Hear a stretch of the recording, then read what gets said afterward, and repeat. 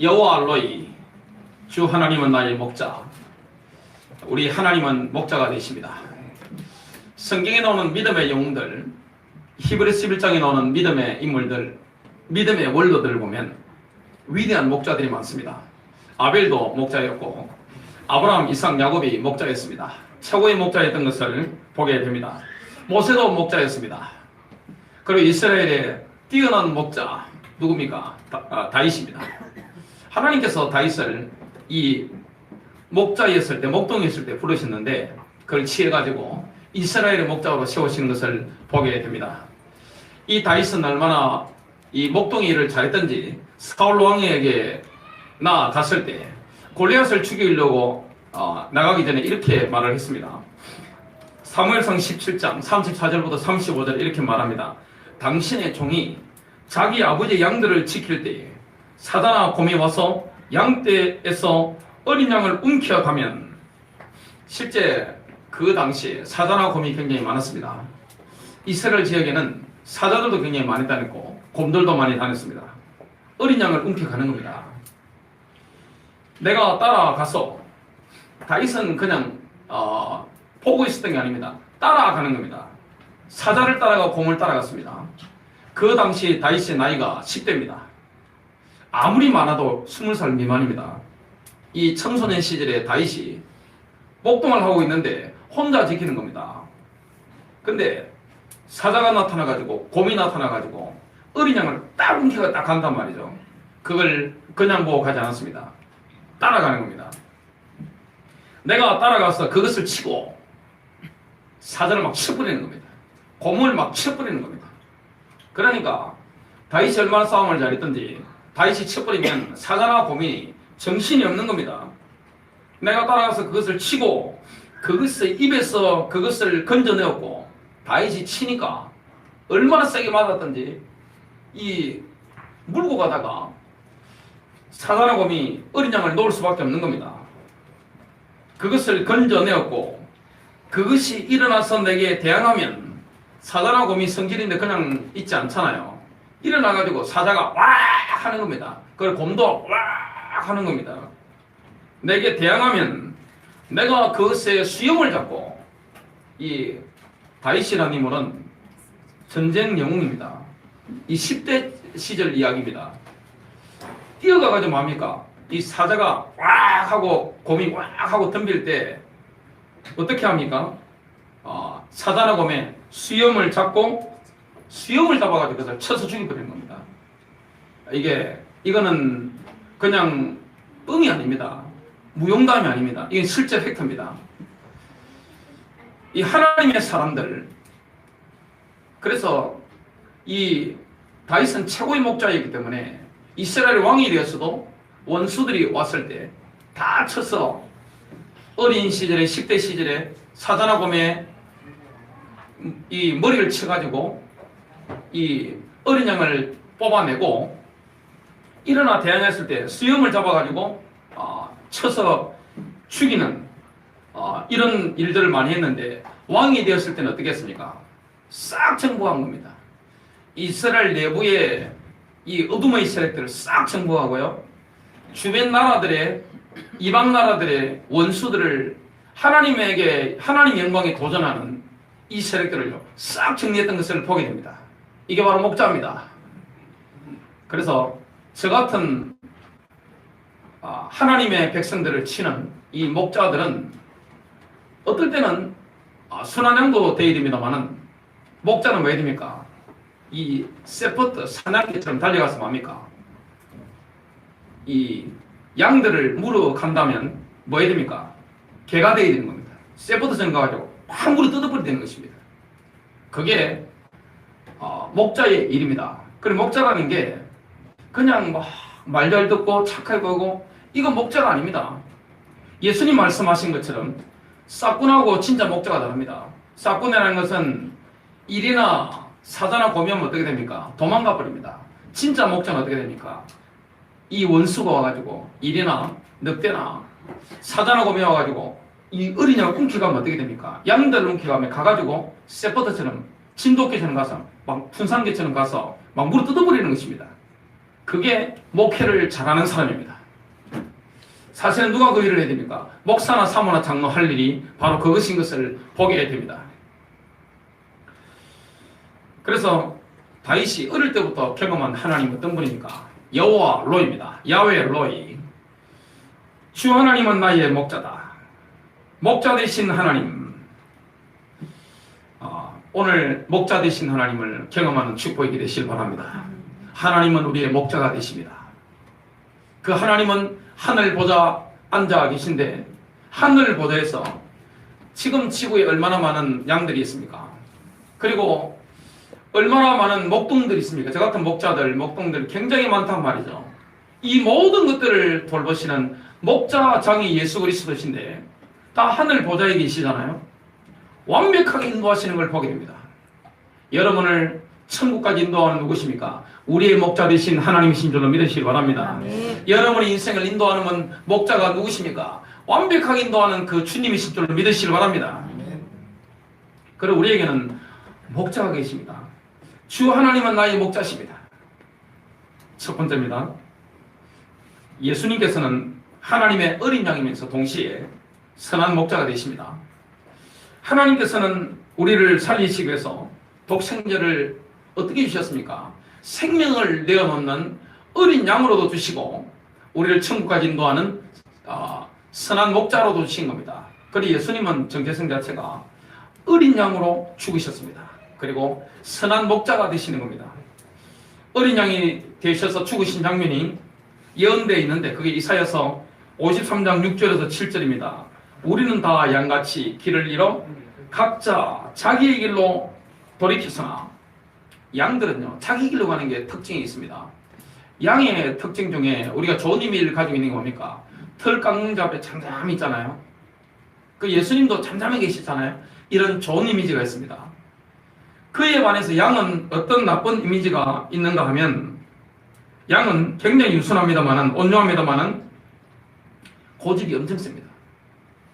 이게 양의 양면성입니다. 양은 유순하면서 순진하면서도 실제적으로 양을 키운 사람들의 자료를 보면 고집이 굉장히 셉니다. 그리고 미련한 성품을 타고난 것을 보게 됩니다.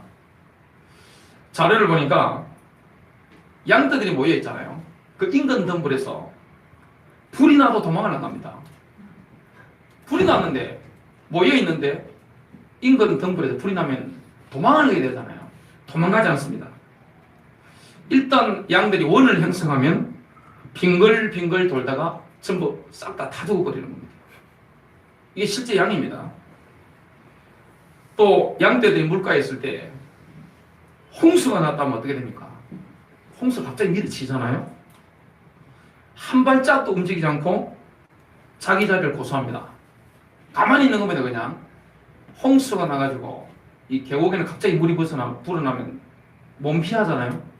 도망가야 되는데 목자가 아무리 소리 지르도 듣지 않습니다. 개들이 아무리 소리 막 짖어대도 듣지 않는 겁니다. 이런 양은 굉장히 완고하면서도 미련한 그 습성을 가지고 있습니다. 굉장히 유순한 건 좋은데 착한 건 좋은데 이런 양의 특성을 가지고 있는 겁니다. 실제 있었던 일인데 양떼를 배에 가득 싣고 가고 있었다고 합니다. 근데 양도 나이 많은 양이 있잖아요. 그 양들 중에 리더격 양이 그냥 배 바깥에 뛰어내린 겁니다. 그러니까 나머지 양들도 함께 뛰어내려가지고 몰살당했습니다. 실제 양은 온순하고 좋은 부드러운 이미지인 반면에 고집이 얼마나 센지 모릅니다. 그리고 굉장히 미련한 성품을 가지고 있습니다. 양으로 비유되는 인간도 마찬가지입니다. 인간이 얼마나 완고합니까? 인간은 완고합니다. 인간은 전부 독재자입니다. 하나님을 떠난 인생, 성령 인도받지 못하는 인생은 그냥 다 독재자인 것을 보게 됩니다. 심리학에서 자기를 일으켜 독재라고 하잖아요. 독재자입니다. 내 마음에 안 들어보세요. 천하 없어도 내 마음에 안 들면 끝입니다. 내 생각, 내 기준이 안 맞으면요 견디지 못하는 게 인간입니다. 내 감정, 내 느낌 이게 답니다. 인간이 얼마나 고집이 있습니까? 인간은 얼마나 완고합니까? 나이가 들수록 완고합니다. 어린아이 완고하지 않습니까? 자식들 키워보셨잖아요. 애들이 얼마나 완고한지 모릅니다. 그리고 얼마나 인간이 미련합니까? 망하는 줄 알면 수도 간다니까요. 그래서 이사야 53장 우리는 다 양같이 길을 잃어 각자 자기의 길로 돌이켰으나 하나님의 길이 아닙니다. 주께서는 우리 모두의 죄악을 그에게 지우셨도다. 7절입니다. 그가 억압을 당하고 고난을 당해도 그의 입을 열지 아니하였으니 그가 어린 양처럼 도살장으로 끌려가며 또 털 깎는 자들 앞의 양이 말없듯이 그가 자기 입을 열지 아니하는도다. 예수 그리스도를 인격적으로 만나지 못한 인생은 길 잃은 양과 같습니다. 아무런 방향 감각이 없습니다. 멸망의 길을 가는 것입니다. 또한 예수님은 양들을 위해서 자기 생명을 내놓으신 선한 목자가 되십니다. 우리 주님께서는 생명을 내놓으신 선한 목자입니다. 요한복음 10장 11절에 이렇게 말씀합니다. 길 잃은 자들을 위해서 선한 목자가 되셨는데요. 나는 선한 목자라 선한 목자는 양들을 위해 자기 생명을 주노라. 주님은 선한 목자십니다. 이 땅에 우리의 인생의 모든 문제 해결하시기 위해서 십자가 지신 선한 목자는 예수 그리스도밖에 없습니다. 그분은 하나님이시자 인간이시잖아요. 요한복음 10장 9절입니다. 나는 그 문이라. 누구든지 나를 통하여 들어가면 구원받을 것이며 또 들어가며 나오며 초장을 얻으리라. 요한복음 10장 14절부터 18절입니다. 나는 선한 목자라. 여러분, 우리가 따라가면 되는 목자는 오직 예수 그리스도밖에 없는 줄로 믿으시길 바랍니다. 천국까지 우리를 인도하는 길은 예수 그리스도밖에 없습니다. 내가 내 양들을 알고, 우리 예수님께서는 주님의 양들을 친히 아십니다. 내 양들도 나를 아나니 왜 이단에 넘어갑니까? 자, 진짜 영적으로 꺼 있다면 앞에 있는 목사가 진짜인지 가짜인지 압니다. 내가 진짜 주님의 양이라면 내가 만난 분이 주님인지 가짜인지 알게 되어 있습니다. 서로 아는 겁니다. 주님이 양을 아시고 양도 목자를 아는 것입니다. 서로 아는 관계입니다. 이 안다고 하는 것은 인지한다는 것도 되지만 사랑하는 것도 말합니다. 그리고 체험적으로 아는 것입니다. 주님께서 저와 여러분을 아시는 겁니다. 양의 특성을 다 아는 겁니다. 저와 여러분의 모든 것을 주님은 다 아십니다. 아시고 불러주신 겁니다. 그리고 주님이 우리를 사랑하시잖아요. 우리가 주님을 보지 못했지만 사랑하잖아요. 이게 목자와 양의 관계입니다. 그래서 주님은 어린 양이시면서 선한 목자가 되십니다. 하나님이 그렇게 우리 주님을 주신 겁니다. 이는 아버지께서 나를 아시고 나도 아버지를 아는 것과 같으니 나는 양들을 위하여 나의 생명을 내어 놓느니라. 갈보리 십자가를 연하신 거죠. 16절입니다. 또 나에게 이 양우리에 들지 아니한 다른 양들이 있어 내가 그들도 데려와야 하리니 그들도 나의 음성을 듣게 되리라. 그리하여 한 양떼에 한 목자만 있으리라. 이러하여 내 아버지께서 나를 사랑하시나니 이런 내가 생명을 다시 얻기 위해 나의 생명을 내어놓기 때문이니라. 아무도 생명을 내게서 빼앗을 자가 없으니 내 스스로 그것을 내어놓느니라. 나에게는 생명을 내어놓을 권세도 있고 또 그것을 다시 얻을 권세도 있노라. 이 계명은 내가 내 아버지로부터 받은 것이니라고 하시더라. 자신의 부활을 예언했습니다. 주님은 십자가에 죽으시고 부활하신 것입니다. 두 번째입니다. 야훼 엘로히께서는 양들을 보호하실 뿐만 아니라 인도하십니다. 히브리서 13장 20절에 보면 예수님은 큰 목자십니다. 목자장이십니다. 지구상에 있는 모든 교회를 인도하는 분이 누구십니까? 지구상에 있는 모든 하나님의 양들을 인도하는 분이 누구십니까? 예수 그리스도십니다.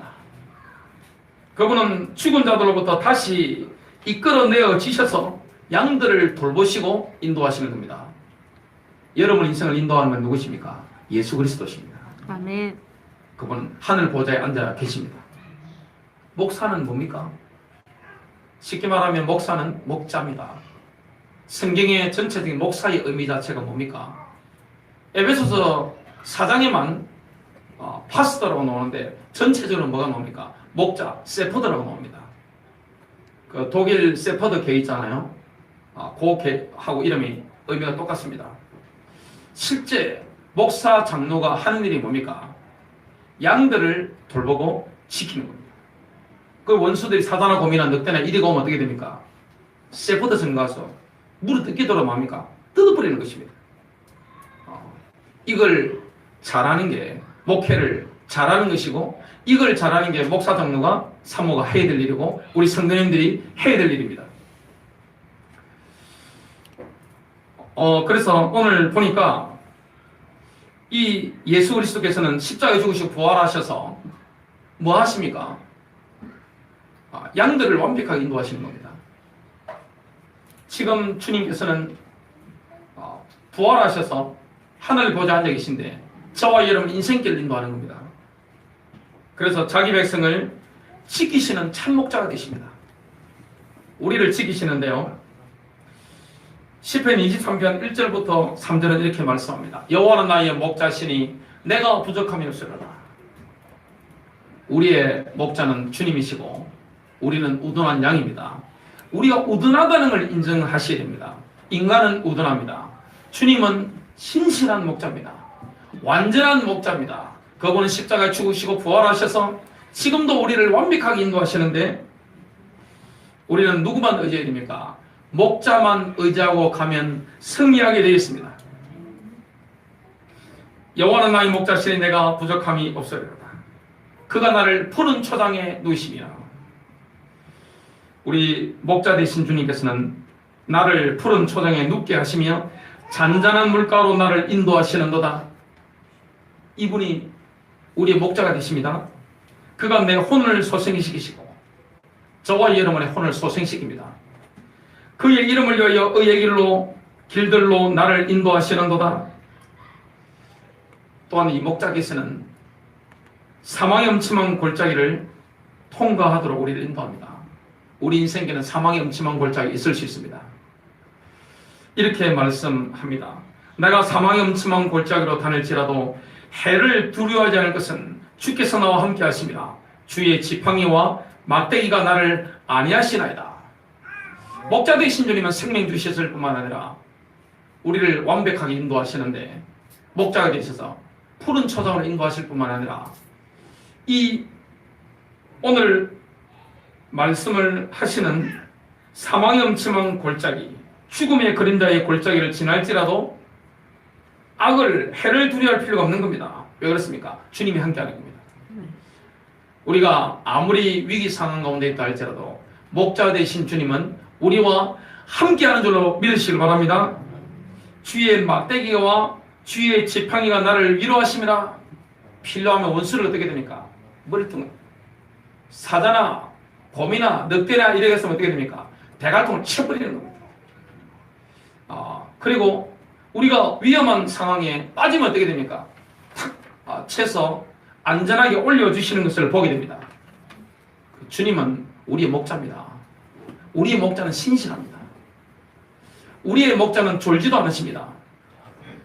1분 1초도 0.1초도 졸지 않습니다.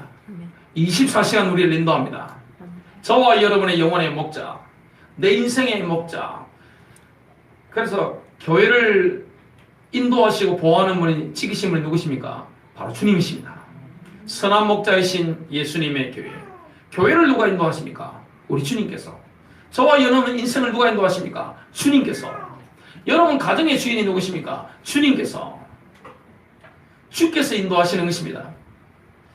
우리는 갈 바를 알지 못하고 미래를 알지 못하지만 선한 목자이신 주님께서 우리에게 생명 주시고 천국까지 완벽하게 인도하시는데 참 목자가 되시는 겁니다. 우리는 따라가면 되는 겁니다. 목자만 의지하고 따라가면 되는 겁니다. 제가 이스라엘 가서 보니까 양의 특성이 있더라고요. 양은 근심이다. 멀리를 못 보는 겁니다. 양은 뭐만 보고 따라갑니다. 앞에 양 엉덩이만 쳐다보고 갑니다. 그럼 제 앞에 있는 리더격의 양은 누구를 따라갑니까? 목자를 따라가는 겁니다. 제가 누구를 따라가야 되죠? 예수님을 따라가면 됩니다. 그리고 여러분들이 저를 따라오시잖아요. 신뢰하기 때문에 저희 교회 등록견이 되셔가지고 동력대가 되셔가지고 함께 하시는 거잖아요. 그러니까 우리가 누구 인도를 따라가야 되는 겁니까? 주님의 인도를 따라가야 되는 겁니다. 그래서 우리의 목자는 완전하신 분입니다. 실수가 없는 겁니다. 그 주님은 어디 계십니까? 하늘 보좌에 계시는 겁니다. 사망의 엄침한 골짜기로 다닐지라도 해를 두려워하지 않을 것은 주께서 나와 함께 하심이라. 여러분, 해를 입는 것 두려워할 필요가 없습니다. 원수가 나타나면 어떻게 됩니까? 머리를 쳐버리는 겁니다. 그리고 우리가 위기에 빠지면 어떻게 됩니까? 딱 쳐서 올리는 겁니다. 선한 목자이신 예수님의 보호와 인도를 받는 사람의 삶은요, 끊임없는 축제가 됩니다. 저와 여러분이 인생 위기를 만날 수 있습니다. 평탄하지 않은 인생을 살아갈 수 있는데 그 인생 자체가 선한 목자이신 예수님을 따라가면 축제가 되는 것입니다. 잔치가 되는 것을 보게 됩니다. 페스티벌입니다. 저와 여러분의 인생이 축제가 되도록, 페스티벌이 되도록 하나님이 인도하시는 겁니다. 시편 23편 5절 6절 보니까 이렇게 말씀합니다. 주께서 내 원수의 목전에서 내게 상을 베푸시고, 상이라는 것은 식탁입니다. 잔치상입니다. 축제를 할 수 있는 상을 원수의 눈앞에 쫙 베푸려는 겁니다. 마귀가 볼 때 여러분의 원수들이 바라보는 앞에서 상을 베푸시고, 상을 차려주시고, 기름을 내 머리에 부으셨으니 내 잔이 넘치나이다. 저와 여러분이 목자 되신 주님을 따라가면 나이가 들수록 내 잔이 넘치나이다. 여러분 자녀들을 보면 내 잔이 넘치나이다. 여러분 자녀에 대해서는 주님께 맡기시기를 주님의 이름으로 축복합니다. 아멘. 그 자녀의 주님이 누굽니까? 예수 그리스도입니다. 정말 저와 여러분 주님을 믿는다면 여러분 고민하는 자녀를 뭡니까? 주님의 손에 맡기시는 겁니다. 그러면 뭡니까? 축복하는 겁니다. 그러면 완벽하게 주님 인도하시는 겁니다. 교회 앞날을 주님께 맡기는 겁니다. 여러분 가문의 앞날을 주님께 맡기는 겁니다. 내 인생의 앞날을 주님께 완전히 맡겨버리는 것입니다. 주권이 누구에게 있습니까? 하늘에 계신 주님께 있습니다. 그래서 우리는 누구만 따라가면 됩니까? 주님을 따라가면 되는 겁니다. 영적 주파수만 딱 맞추면 됩니다. 영적 주파수만 딱 맞추고 주님의 인도를 따라가면 어떤 역사가 일어나게 됩니까? 6절입니다. 내 평생의 선하심과 인자하심이 반드시 나를 따르리니 내가 여호와의 집에 영원히 살리로다. 여러 남은 인생에 하나님의 선하심과 하나님의 인자와 하나님의 긍휼이 따라다닙니다. 여러분 정말로 믿습니까? 여호와가 목자시라면 예수님이 선한 목자이시기 때문에 그 주님을 따라가게 되면 우리의 인생에는 하나님의 긍휼이 그리고 하나님의 선하심이 따라다니게 되어 있습니다. 아멘. 이걸 정말로 믿으십니까? 아멘. 저는 믿습니다. 하나님이 저희 목자가 되시는 걸 믿습니다. 그리고 앞으로 제가 함께 인도받는 목회가 그리고 저의 가정생활이, 저의 인생이, 저의 자녀들 모든 것들이 저는 축제가 될 걸 믿습니다. 이때까지 주님 그리 인도하셨거든요. 뭐라고 오늘 다윗이 감격에 차서 고백합니까? 목자이신 주님 앞에 내 잔이 넘치나이다. 저와 여러분의 잔이 넘칠 만큼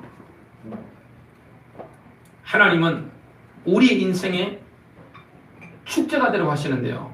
원수의 눈앞에서 잔치상을 베풀어 주는 겁니다. 원수들이 공격하다가 우리가 지금 페스티벌을 하고 있는 걸 눈으로 목도하게 되는 것입니다. 그게 누구의 능력입니까? 주님의 능력입니다. 큰 세 번째입니다. 야훼 로이의 약속이 있습니다. 목자이신 하나님의 약속이 있습니다. 주님은 목자장이십니다. 저 같은 목사, 장로는 작은 목자잖아요. 세포드 같은 작은 목자입니다. 목자장은 누굽니까? 예수 그리스도입니다. 전 지구의 교회는 딱 한 개입니다. 교회는 두 개가 아닙니다. 교회의 머리는 지금 어디에 있죠? 교회의 머리는 예수 그리스도이기 때문에 하늘 보좌에 앉아 계십니다. 하나님 보좌 옆에 앉아 계십니다. 교회의 몸은 어디 있습니까? 몸은 이 땅에 있습니다. 머리는 한 분이시잖아요. 지구 있는 모든 교회가 교단 교파 초월해가지고 하나입니다. 누구의 지도를 받아야 됩니까? 머리의 지도를 받아야 됩니다. 그 머리의 지도를 받지 않는 눈에 보이는 교회였다면 그는 교회가 아닙니다. 가짜 교회인 것을 우리가 알 수가 있습니다. 그래서 이 하늘에 계신 우리 주님께서는 목자장이신데요. 마지막 날에 재림하시게 됩니다. 다시 오시게 됩니다. 완벽한 목자장이시잖아요. 그러면 오셨을 때 가장 먼저 찾아서 상을 주시고 심판하는 대상이 있습니다. 자, 교회에서 가장 상을 많이 받고 또 가장 큰 심판을 받는 존재들이 있습니다. 누굴까요? 그게 바로 교회 목사 장로입니다. 교회 지도자들입니다. 목사와 장로와 그 다음에 신학대학교 총장들, 교수들, 이 목사급들이잖아요. 다 이런 인물들이 가장 큰 상급도 받고 가장 큰 심판도 받습니다. 신실한 목자들에게는 목자장이신 예수님께서 시들지 않는 영광의 면류관을 주시게 될 겁니다. 그리고 신실하지 못한 거짓 목자들은 심판을 받게 될 것입니다. 돈과 명예와 쾌락 때문에 신앙의 본질을 잃어버린, 신앙의 본질을 버린 그런 교회 지도자들은 반드시 우리 목자장 되신 주님께서 심판하시게 됩니다. 결국에는 목회를 하면 목자 일을 하는 거잖아요. 목사는 목자입니다. 목사, 감독, 주교, 장로, 이게 성경 원뜻 자체가 똑같습니다. 하는 일도 똑같습니다. 이름만 다를 뿐입니다. 그러니까 목사, 장로, 감독, 주교, 이런 인물들이 상급도 가장 크게 받고 심판도 대표적으로 받게 될 것인데요.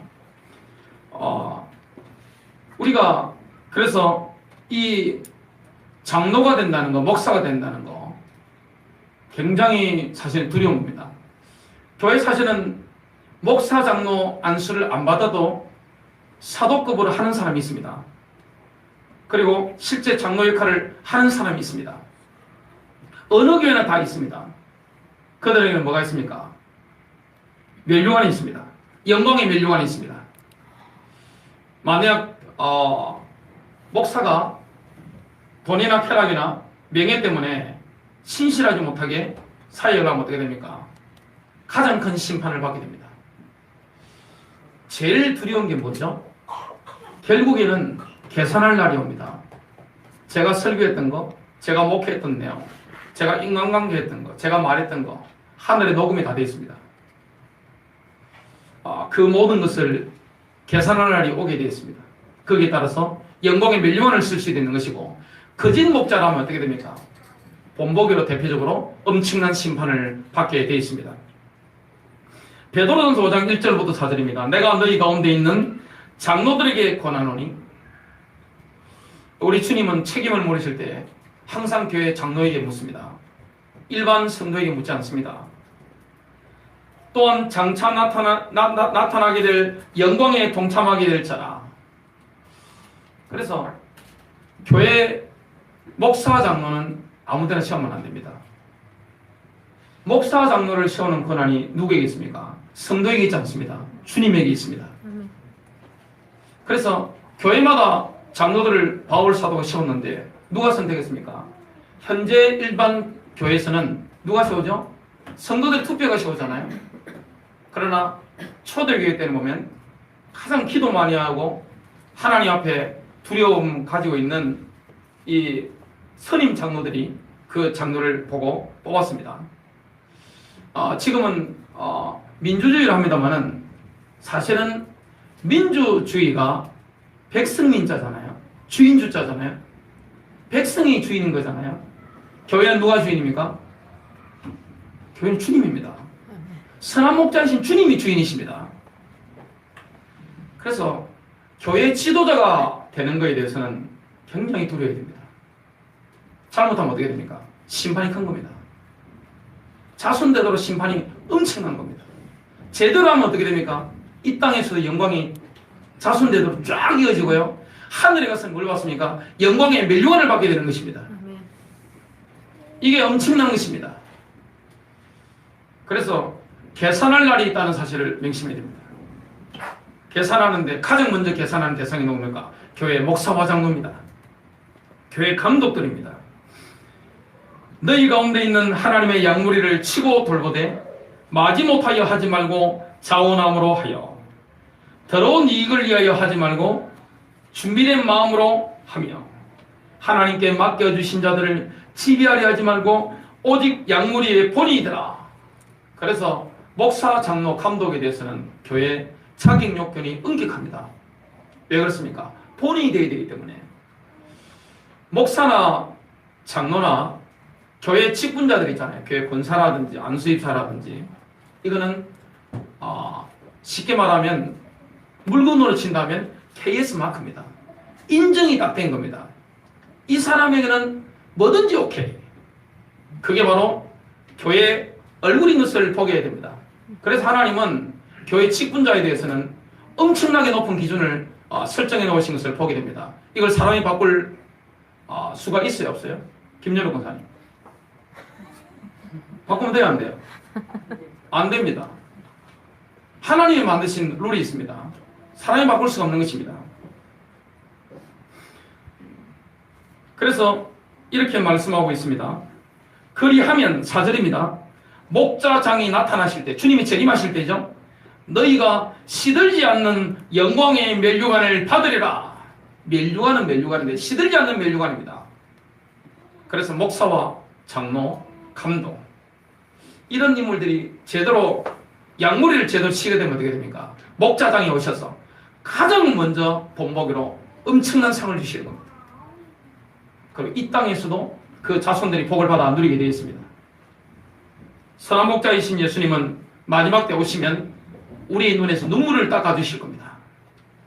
저와 여러분의 눈에서 눈물을 닦아주실 분 누굽니까? 바로 목자장이십니다. 예수 그리스도십니다. 그날에 눈물이 없습니다. 천국에 눈물이 없죠? 눈물을 닦아주십니다. 근데 또 천국에 가면 눈물이 날 때는 또 있습니다. 좀 이따 말씀드리겠습니다. 계시록 7장 15절부터 17절입니다. 그들이 하나님의 보좌 앞에 있으며 그의 성전에서 그를 밤낮 섬기고 보좌에 앉으신 분께서 그들 가운데 거하시리라. 그들이 다시는 굶주리지 아니하고 다시는 목마르지 또 아니할 것이며 태양이나 어떤 열기도 그들 위에 내리쬐지 못할 것이라. 17절 이는 그 보좌 가운데 계신 어린 양이 그들을 먹이시고 생수의 샘들로 인도하시며 하나님께서 그들의 눈에서 모든 눈물을 씻어주실 것이기 때문이라고 하더라. 하늘에는 천국에서는 두 가지 이유 때문에 눈물이 있을 것입니다. 로마서 14장 10절에 보면 그리스도의 심판석에서는 어떤 눈물을 흘릴까요? 우리가 그리스도를 위해서 이 땅에서 마땅히 해야 될 일인데 신실하지 못하게서 하지 못한 일이 있다면 그것 때문에 멸류관을 받지 못하게 됩니다. 그 때문에 울게 될 겁니다. 여러분 젊을 때 주의 일을 하게 되실 주님 이름으로 축복합니다. 아멘. 힘이 있을 때 내가 할 수 있을 때 기쁨과 감사함으로 하늘의 상급을 쌓는 축복 있게 되시기를 주님 이름으로 축복합니다. 그리고 그리스도의 심판석 앞에 가면 사람 앞에서 한 거는 다 지나가 버리니 불타버리고 없습니다. 하나님 앞에 진짜 한 거 있잖아요. 진심으로 한 거 있잖아요. 자, 여기 물을 누가 떠놓으셨습니다. 물 한 잔이라도 이렇게 진심으로 한 것은 상급이 있습니다. 손님 대접을 하더라도 진심으로 한 것은 상급이 있습니다. 여러분 아이들에게 따뜻하게 신발장에서 신발을 챙겨주시더라도 진심을 담았다? 하나님의 복이 있습니다. 설거지를 하시더라도 진심을 담아서 하고 전도를 하더라도 정말 하나님 앞에 진심으로 진짜 하면 어떻게 됩니까? 진정으로 하면 상급이 있습니다.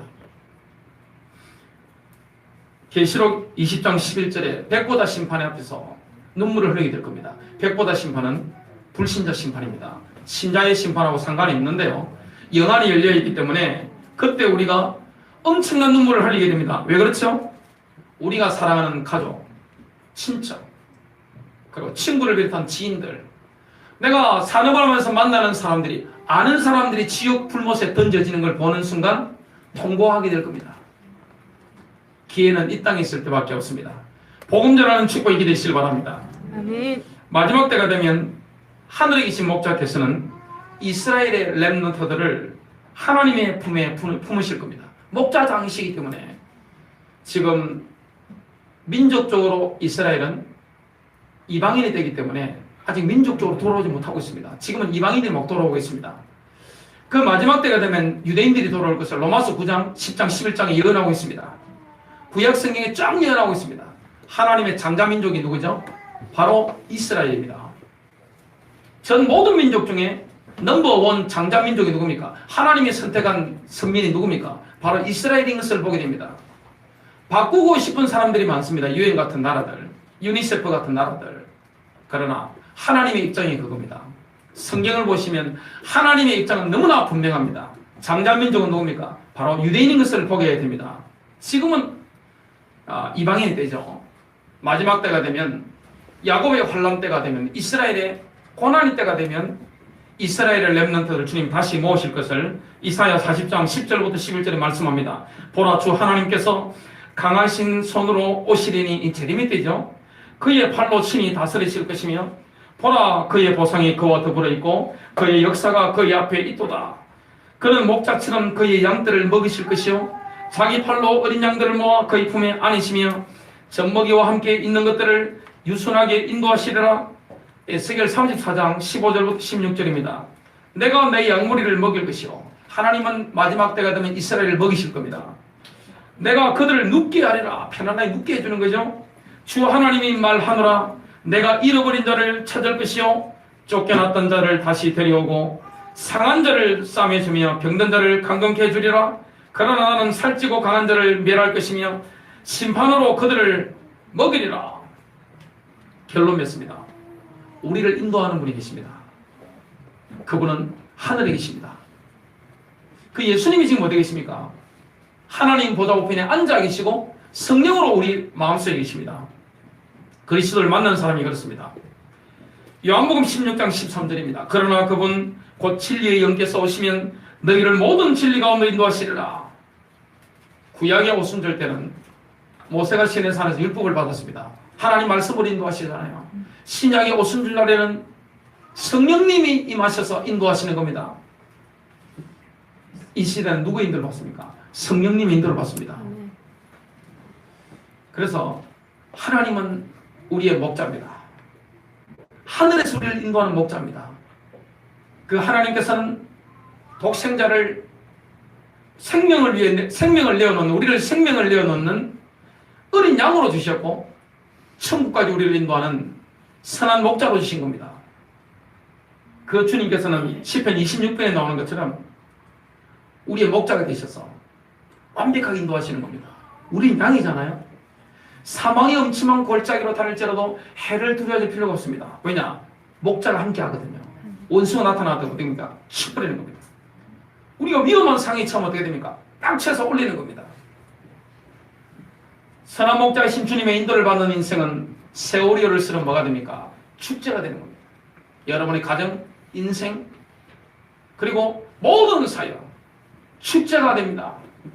그 주님은 목자장이 다시 오시게 될 건데 가장 먼저 상을 주고 심판을 하는 대상이 누굽니까? 저 같은 목사입니다. 교회 장로, 교회 지도자들인 것을 보게 됩니다. 또 우리 주님은 눈물을 씻어 주실 겁니다. 이스라엘의 렘넌트들을 품에 안으시고 모으실 겁니다. 그 주님은 우리를 지금 성령으로 인도하십니다. 성령 인도받는 증거가 뭐죠? 말씀의 인도입니다. 다 성령 인도받고 오니까 말씀대로 사라진 것입니다. 내가 막 하는 게 아닙니다. 말씀대로 사라지는 것입니다. 여러분 승리하시길 주님의 이름으로 축복합니다.